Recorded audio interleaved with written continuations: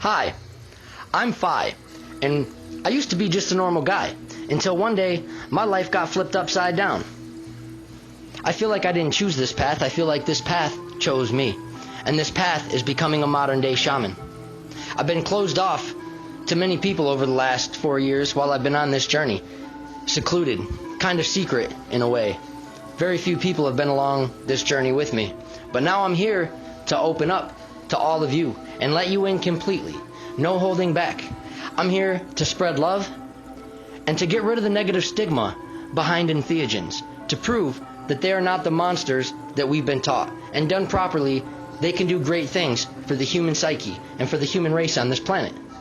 So I invite you all to come along this journey with me and philosophize with me and share with me your own philosophies. So buckle your seatbelts and enjoy the ride.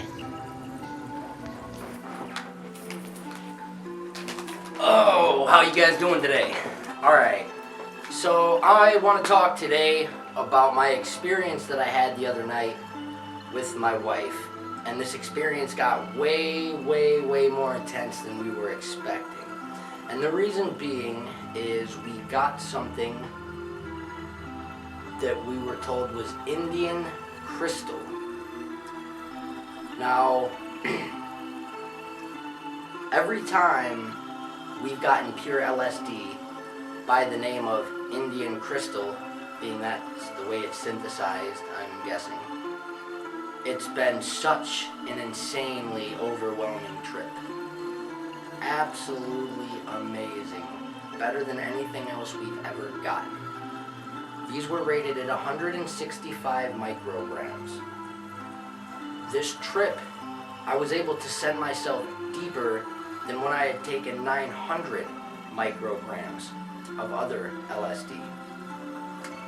I don't know if it's the way it's synthesized, but for my own feelings, I can only say it felt way more plant-based.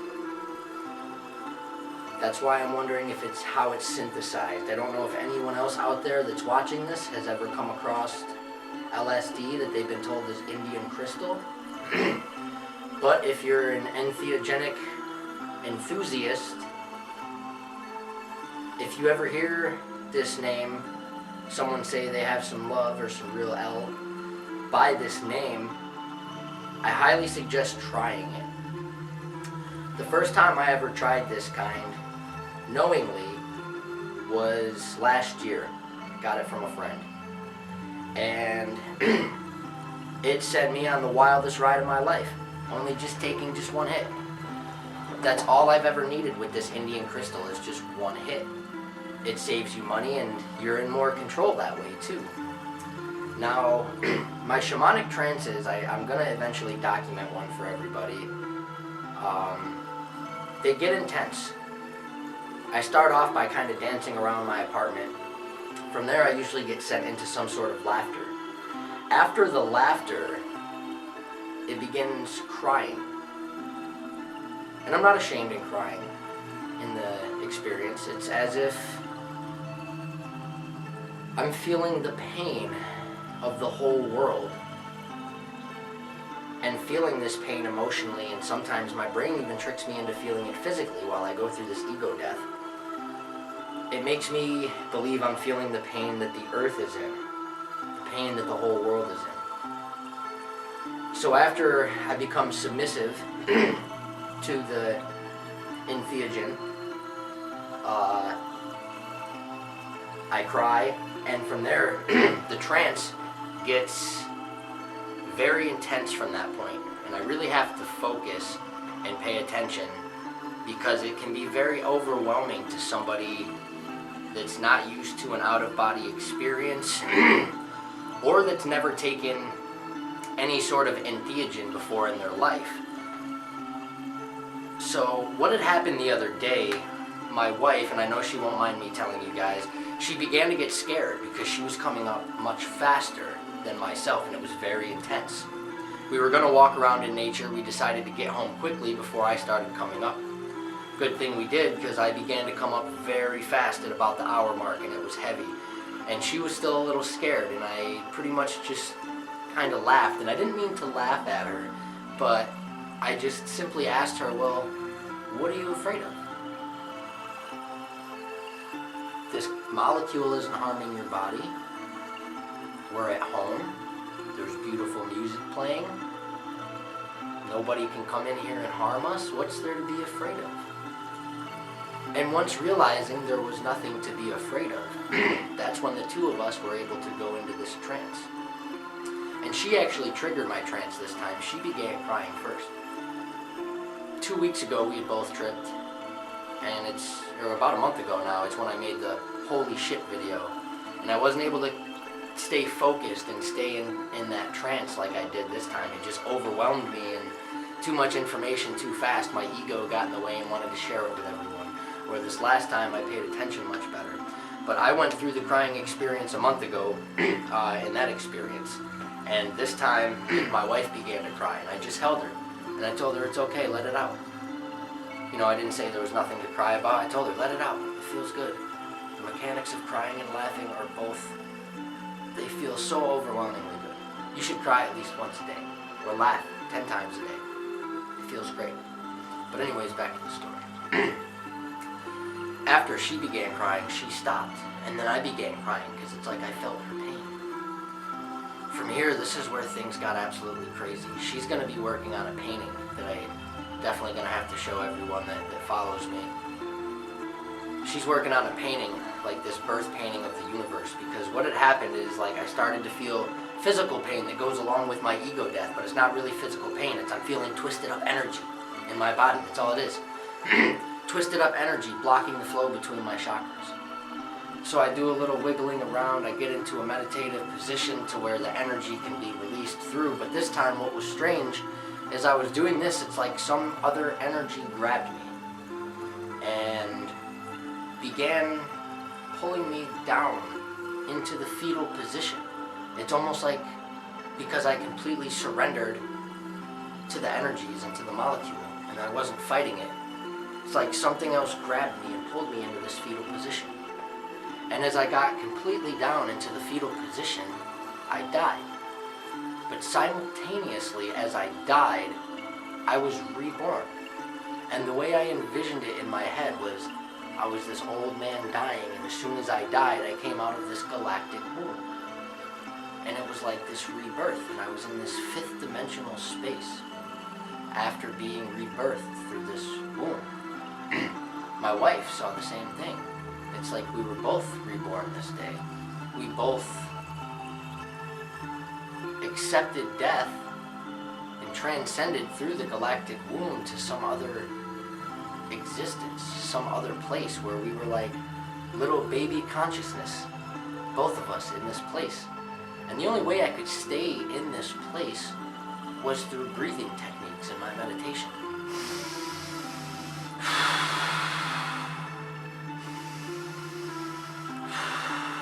If I stopped breathing, I would return to a three-dimensional consciousness.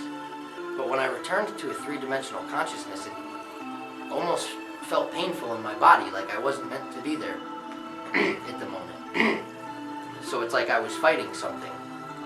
And each time I'd give back into it, it's like I would go through the whole death process again and back through the womb. And each time I'd go into it, I'd meditate longer and longer and focus more and more.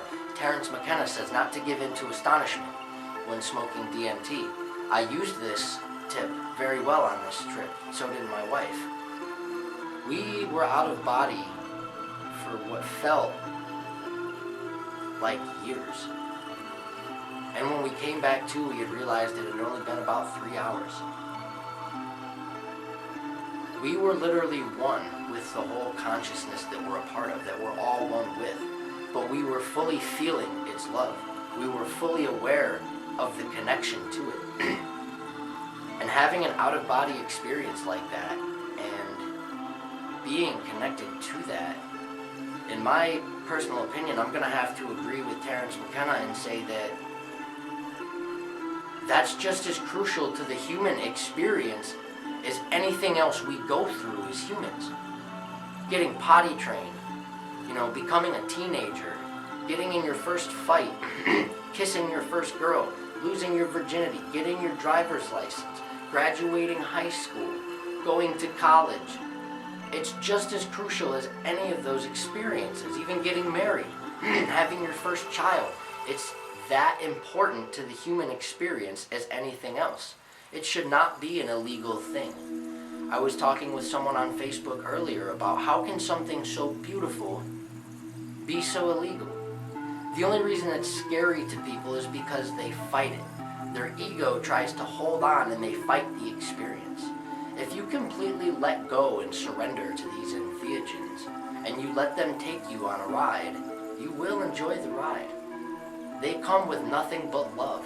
The fear that you feel is simply an energy of you fighting that love. You're afraid of feeling that love. Let go and surrender that fear. Give in to the fear of love and let it take you. You'll be surprised where you go and what you experience. There's no way something like this should be so illegal. It's crucial to the human experience, in my humble opinion. Pure LSD does not harm your body. Vitamin C is more toxic to your body than pure LSD. You cannot overdose on this drug. It's not illegal because a loving government cares for your safety and thinks you're going to jump out of a third-story window. It's illegal because there's doorways in our mind that they haven't opened, or maybe they have, and that's why we're so easily controlled. But they don't want us to open those doorways. They want to keep us asleep and controlled in a capitalistic society. It's easier to keep us living in fear. Easier for them to generate revenue, selling us shit we don't really need. Anyways, back on topic. I don't condone doing drugs, but I condone mind expansion. I condone consciousness.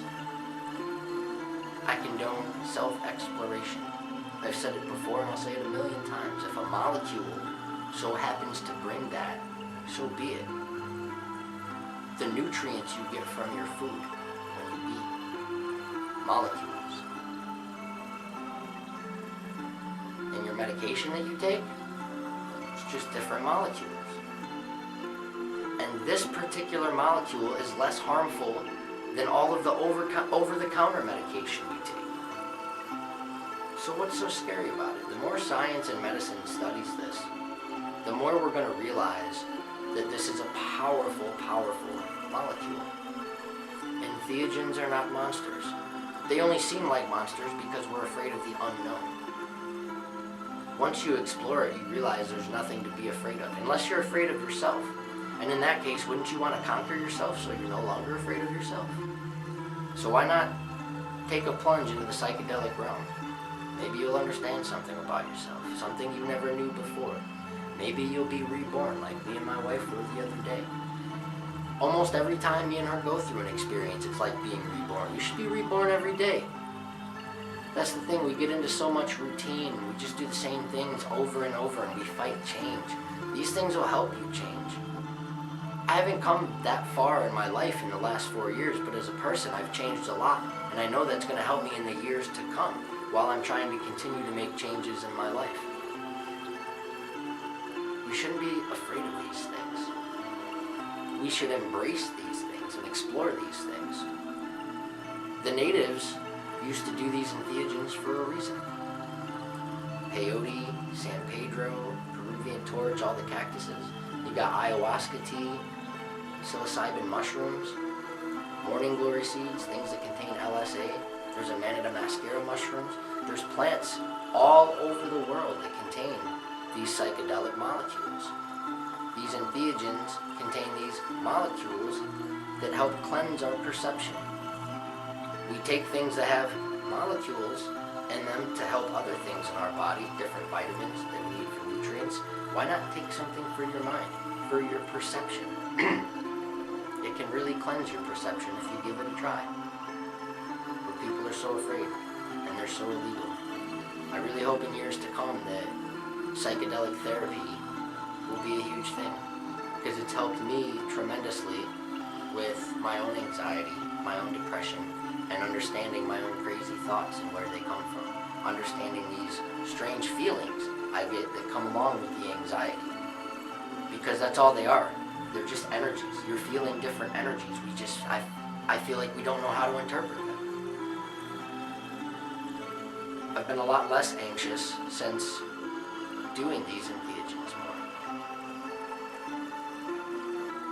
And when I feel these anxious energies, that's when I need to create more. And I feel like if you tell yourself you're not anxious, you're excited. Because the feeling feels very similar to excitement. At least that's what I interpreted the other day from my trip. It feels very similar to excitement. So when you feel it, try to get excited about something and go create something, do something that sets your heart on fire, your passion. Speaking of that, I'm going to go hop on some music because that's one of my passions. I really enjoy creating it. I hope you guys enjoyed this video. I hope there's some useful things in it that you can take from it. And definitely, if you liked it, subscribe, share, tell your friends, leave your comments so you can philosophize with me, since I philosophize with you. It only takes one click to subscribe to the I of Phi. Hope you guys all have a good night.